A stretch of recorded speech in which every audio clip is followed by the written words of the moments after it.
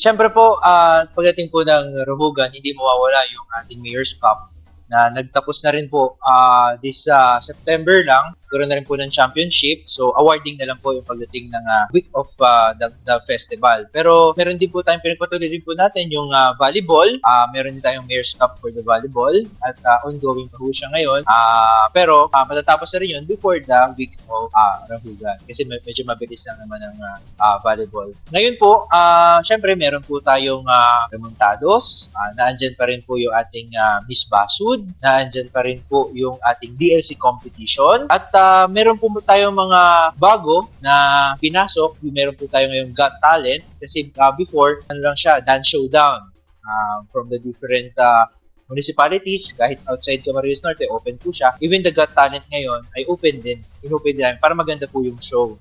And also, meron din po tayo ngayon yung first ever na Miss Gay ng bayan po ng Basud. And ang isa po sa magiging highlight po natin, ito pong Rahugan Concert, which is, alam naman na po natin na ang main performer po ay si Mayor Adrian. Hindi. ang main performer po natin ay ang Nobita. So, I invite everyone na pinost na po namin yung calendars po natin na mag-join sa mga activities po na inihanda po ng ating munisipyo. And I hope na mag-enjoy po kayo pagdating po ninyo sa pagpapanood at pakikisama po doon sa ating mga events. And of course, meron po tayong mga social events like Gabi ng Lolo at Lola and Barangay Night po para po sa lahat ng barangay sa ating munisipyo.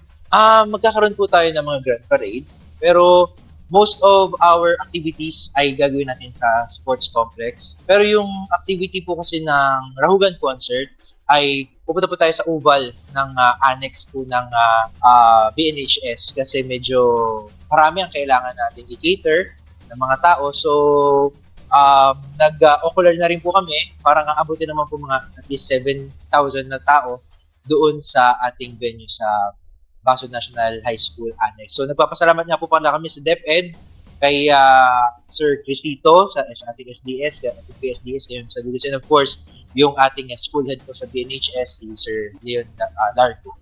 Sa ating pong mga kababayan po sa bayan po ng Basud at syempre po sa ating mga kapitbahay na mga bayan po dito po sa ating probinsya, wini-welcome po namin kayo na makiisa at makisaya sa aming inihanda ng mga activities ngayon pong ating pong gagawin na 17th Rahugan Festival ngayong 2024. Tara na po, magkita-kits na po tayo sa Rahugan Festival.